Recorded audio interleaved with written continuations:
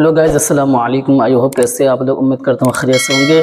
This is मुंतज़िर, तो आप देख रहे हैं बीके रज़ा ऑफिशियल। तो आज हम रेड करने वाले मुफ्ती सलमान अज़हरी साहब के बयान पर। आज का वीडियो बहुत ही ख़ास होने वाला है, क्योंकि इस वीडियो में जन्नत के बारे में बताया गया है। जन्नत कैसे होगी, क्योंकि जन्नत की ख्वाहिश तो हम सब मुसलमान को हो कि या अल्लाह हमें जन्नत नसीब फरमा, हमें जन्नत नसीब हो। ये वीडियो बहुत ही ख़ास होने वाला है, पूरा वीडियो देख करके जाना। चलो पहले वीडियो देखते हैं, फिर इनके बारे में बाद में बात करते हैं। जन्नत क्या है मेरे अजीजों, आज तक उसको किसी आंख ने देखा नहीं, किसी कान ने उसके मिस्ल कोई चीज सुनी नहीं। हाँ, मुस्तफा करीम सल्लल्लाहु तआला अलैहि वसल्लम से जो हमने सुना है जन्नत की नियामतें क्या हैं, वहाँ पर किस अंदाज से महलात तामीर हैं। एक एक महल जो जन्नतियों को दिया जाएगा, उसकी दीवारें एक सोने की ईंट से, चांदी की ईंट से इस तरह तामीर की गई है।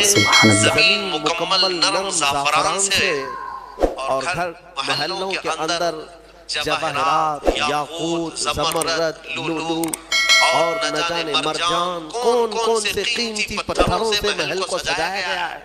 एक छोटे महल की बात कर रहा हूँ। फिर हर महल के अंदर नहर जारी होगी, जन्नातिन तजरी मिन तहतिहल अनहार। वो ऐसे बागीचे तुम्हें दिए जाएंगे जिनके नीचे नहरें बह रही होंगी। वो नहरें किस तरह की?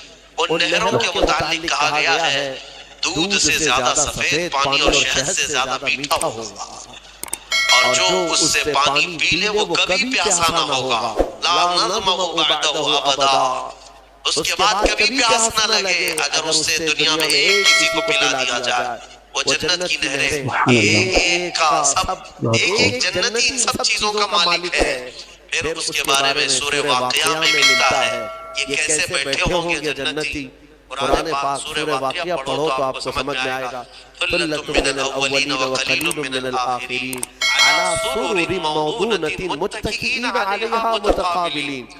सरीर यानी दीवान लगाए होंगे, उनके गद्दे बिछाए गए होंगे, बहुत ही आला किस्म के। पूरी दुनिया के बादशाह मिलकर वो दीवान नहीं खरीद सकेंगे। उनके पास उस तरह का दीवान कभी आया नहीं होगा। जन्नतियों को बिठाया जाए, एक जन्नती उस पर मजहरी पर बैठे होगा, मुत्तकीईन टेक लगाए बैठे होंगे। ये जन्नत के अहवाल बयान हो रहे हैं। टेक लगाए बैठे होंगे और आमने सामने होंगे दूसरे जन्नती भी। दूसरा जन्नती उस तरफ है, एक जन्नती इस तरफ है, आमने सामने होंगे। यतूफ़ु अलैहिम विल्दानुन मुख़ल्लदून, वहाँ खूबसूरत लड़के खिदमत के लिए मामूर होंगी। व हूरुन ऐन कअम्सालिल लुअलुइल मकनून, और अल्लाह फरमाता है बड़ी बड़ी आंखों वाली हूरें ऐसी जैसे कि चमकदार मोतियों की तरह। एक एक जन्नती को 70 हूरें खिदमत में दी जाएंगी। सुभान अल्लाह। वहाँ पर क्या बहुत है? खूब। न बीमार होना है, न सर दर्द आना है, न बुखार, न सर्दी। जन्नत में न गम है, न किसी चीज का खौफ है। खौफ किस चीज का होता है? मरने का होता है। मौत तो आनी नहीं है। कोई चीज चली जाएगी, फौत हो जाएगी तो उसका गम है, वो चीज होना नहीं है वहाँ पर। डर बीमारी का है, बीमार होना नहीं है। फिर प्लस कभी ऐसा हुआ कि पेट दर्द से आदमी बेचैन होता है, बेकरार होता है। जन्नत में न कभी किसी को पेट दर्द होना है, न किसी को तहारत इस्तिंजा पकाने की हाजत होनी है, क्योंकि वो नूरी जगह है। जो खाएगा वो नूर ही नूर है, नूर ही नूर है, उसका फजला नहीं।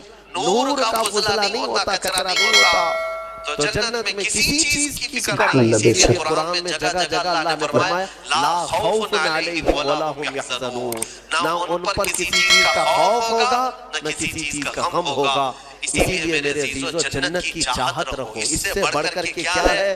जन्नत में एक महल कैसा दिया जाएगा पता है? जन्नत फुल हो चुकी होगी, फुल हो चुकी होगी। सबसे आखिर में एक बंदा आएगा, हिसाब देते देते देते जमाना गुजर गया। जन्नती जन्नत में जा चुके, सबका फैसला हो गया।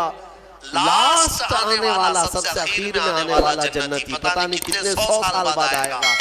बख्शिश हो गई, उसकी सजाएं खत्म हो गई, उसे भी निकाल करके लाया गया। जन्नत में वो आया, देखा सारी जन्नत भरी हुई, सबके महलात लगे हुए हैं, ظاہر سی بات ہے انٹرنس پر سیدھے ہی آتے ہی بڑے بڑے محلات اور سب کے نام لگے ہوئے ہیں. یہ حسرت سے دیکھنے لگا میں بہت تاخیر سے آیا, مجھے جگہ ملے گی یا نہیں ملے گی. سب سے اخیر میں آنے والا جنتی تو وہ جنت میں اندر آئے گا, رب تبارک و تعالیٰ سے پوچھے گا کہ مولا میری جگہ ہے یا نہیں جنت میں. رب تبارک و تعالیٰ فرماتا ہے جنت میں اس بندے سے پوچھتا ہے تیری کیا خواہش ہے. جنت میں یہ محلات سب کو جو دیے گئے وہ کتنے بڑے ہوں گے میں انداز آپ کو بتاتا ہوں. اس بندے سے پوچھا گیا, وہ بندہ کہتا ہے میرے لیے کوئی جگہ ہے یا نہیں. اللہ تعالیٰ فرماتا ہے اے بندے تو دنیا سے آیا, دنیا میں رہا, زمین پر رہا, زندگی گزارا, وہاں سے آیا, اب تیرے لیے جنت ہو گئی. بے شک سبحان پوری اللہ. دنیا جتنی بڑی تھی کیا اتنا بڑا محل تجھے دے دوں. جنت میں اتنا بڑا ایک محل تجھے دے دوں. وہ خوشی سے مولا کی بارگاہ میں اچھلنے لگا, مولا اتنا بڑا محل, سبحان اللہ اتنی بڑی سبحان اللہ. نعمت مجھے مل جائے تو کیا کہنے. رب تعالیٰ فرماتا ہے اے بندے کیا تو اس بات پر راضی ہے کہ دنیا کے برابر دو دنیا برابر میں ایک محل دے دوں. دگنا دنیا جتنی بڑی ہے اس سے بڑی. وہ بندہ خوشیوں سے جھومتا جا رہا ہے یہاں تک کہ رب تعالیٰ اضافہ کرتا جا رہا ہے. حدیث پاک میں ہے اللہ تعالیٰ نے فرمایا کہ پوری دنیا کے برابر 3 گنا بڑا محل تجھے جنت میں دے دوں. سبحان اللہ بے شک. عشق کرنے لگا مولا یہ میری حیثیت سے زیادہ ہے اور تیرے فضل کے لیے کوئی چیز کمی نہیں ہے. پھر مولا تبارک و تعالیٰ حکم دے گا کہ اس بندے کو جو دنیا سے آیا سب سے اخیر میں آیا, پوری دنیا کے برابر 3 گنا بڑھا کر کے اسے محل دیا جائے.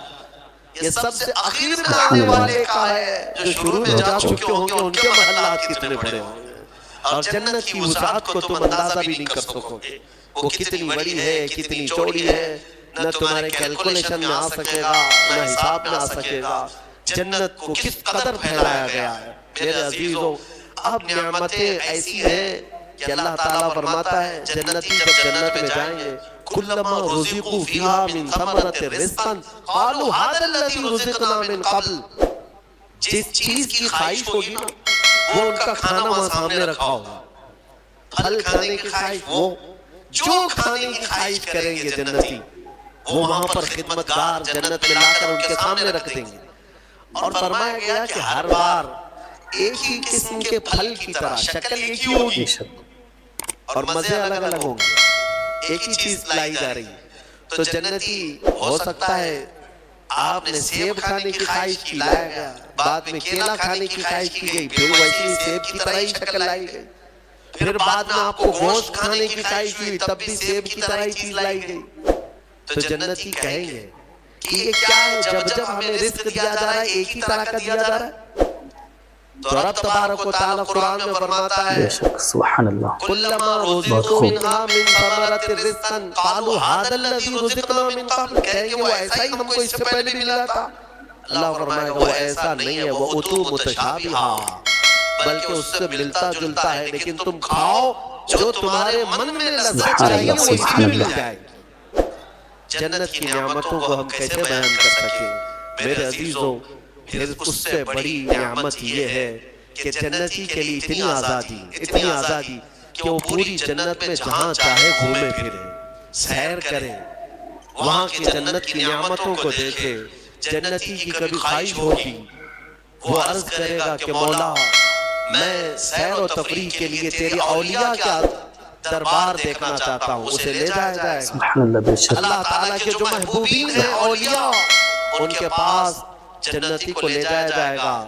میرے عزیزوں وہ کیا سہانا منظر ہوگا جب تم غوث پاک کو بھی دیکھ رہے ہو, غریب نواز کو بھی دیکھ رہے ہو, جسے چاہتے ہو اسے دیکھنے کی غرض سے تم جنت میں تفریح کے لیے سیر کے لیے نکلے ہوں گے. یہاں تک کہ جنتی خواہش کرے گا کہ مولا میں تیرے رسول کے صحابہ دیکھنا چاہتا ہوں, مولا میں تیرے انبیاء کے محلات دیکھنا چاہتا ہوں, لے جاؤ اسے ابراہیم علیہ السلام کے پاس, موسیٰ علیہ السلام کے پاس, عیسیٰ علیہ السلام کے پاس, جتنے انبیاء ہیں سب کے دربار میں جاتا رہے گا، جنت میں سیر کرتا رہے گا۔ وہ وقت بھی کیسا ہوگا جب تم خواہش کرو گے مولا میں محمد رسول اللہ کے محل میں جانا چاہتا ہوں۔ کہا جائے گا لے جاؤ، وہ جنت الفردوس کے اعلیٰ مقام پر ہوں گے اپنے صحابہ کے ساتھ، لیکن زیارت تمہیں بھی ہوگی۔ رسول کریم صلی اللہ تعالیٰ علیہ وسلم کے دربار میں بھی جنتی پہنچیں گے، ہر ایک کو دیکھیں گے۔ پھر جانتے ہیں جنت کی سب سے بڑی نعمت کیا ہے؟ سب سے بڑی نعمت کیا ہے؟ جنت کی سب سے بڑی نعمت یہ ہے کہ رب تبارک و تعالیٰ فرمائے گا بندے سب کی تو نے زیارت کی، اب حجابات ہٹاتا ہوں تو میرا بھی دیدار کر لے۔ اللہ رب العزت وہاں پر حجابات ہٹائے گا، اور بندے کے لیے سب سے بڑی نعمت یہ ہے کہ جنت میں بندہ اپنے رب کا دیدار کرے گا۔ وجوہ یومئذ ناظرہ الی ربہا ناظرہ، قرآن میں اللہ فرماتا ہے وہ چہرے کیسے چمک رہے ہوں گے جو اپنے رب کی طرف خوشحالی میں دیکھ رہے ہوں گے، مولا کو دیکھ رہے ہوں گے۔ سبحان اللہ۔ اور ایک روایت یہ بھی ملتی ہے جنتیوں کو اس دن یہ کہا جائے گا کہ اے جنتیوں آج تم کچھ سننا پسند کرو گے؟ کہیں گے مولا تیری حمد، تیری ثنا، تیرے حبیب کی تعریف، دنیا میں گانے بجانے نہیں سنتے تھے، بچتے تھے اپنے کانوں کو بجاتے تھے، جنت میں انہیں سنایا جائے گا کس سے؟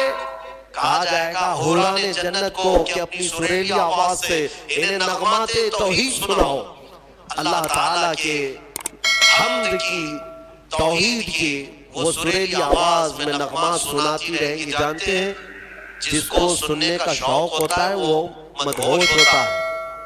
ہاں اللہ رب العزت کی حمد حوران جنت سے سنتے سنتے 100 سال گزر جائیں گے، 100 سال گزر جائیں گے۔